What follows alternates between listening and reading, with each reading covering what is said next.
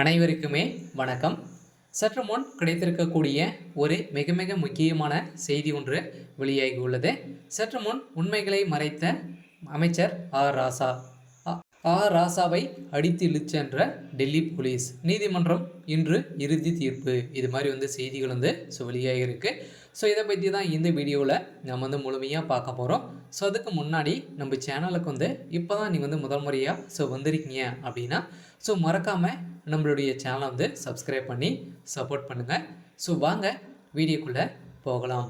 பார்த்தீங்கன்னா அமைச்சர் ராசா அவர்கள் பார்த்தீங்கன்னா ஏற்கனவே சர்ச்சைக்குரிய பேச்சாகவும் நிறைய ஊழல் வழக்கிலும் சிக்கிய ராசா அவர்கள் பார்த்தீங்கன்னா அனைத்து எவிடன்ஸுகளும் பார்த்தீங்கன்னா நீதிமன்றம் அமலாக்கத்துறையால் சமன் செய்யப்பட்ட நிலையில் இவருக்கு பார்த்தீங்கன்னா இவர் உண்மைகளை கேட்ட சம்பவத்தினால பார்த்தீங்கன்னா இவர் உண்மையை ஒத்துக்கொள்ளாத ராசா அவர்கள் பார்த்தீங்கன்னா டெல்லி போலீஸ் அடித்து இழுத்து சென்றதாக ஒரு பரபரப்பான செய்தி வெளியாகிருக்கு.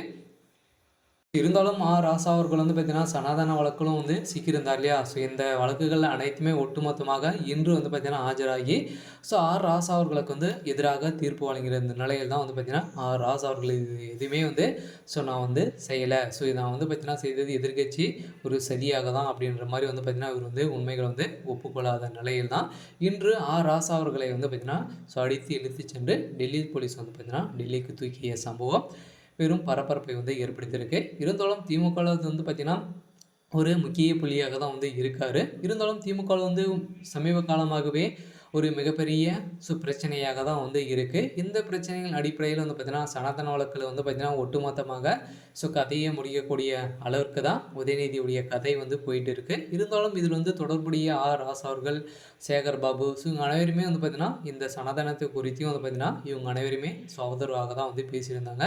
இருந்தாலும் சனாதனத்துக்கு இந்து மக்களை அனைவருமே ஒட்டுமொத்தமாக ஒழிக்கணும் அப்படின்ற மாதிரி தான் பார்த்தீங்கன்னா இவங்க அனைவருமே பேசியிருந்த நிலையில் இந்த வழக்கிலும் அடிப்படையாக பார்த்தீங்கன்னா கேட்கப்பட்ட கேள்விகளுக்கு இவர்கள் உண்மைகளை கூறாத ராசா அவர்கள் பார்த்தீங்கன்னா தகுந்த வீடியோ ஆதாரங்களோடு நீ கேட்ட கேள்விகளால் நீ உச்சநீதிமன்றம் போட்ட தீர்ப்பால் தான் இவருக்கு பார்த்தீங்கன்னா அடித்து இழுத்து செல்லப்பட்ட சம்பவம் பெரும் அதிர்ச்சியை ஏற்படுத்தியிருக்கு.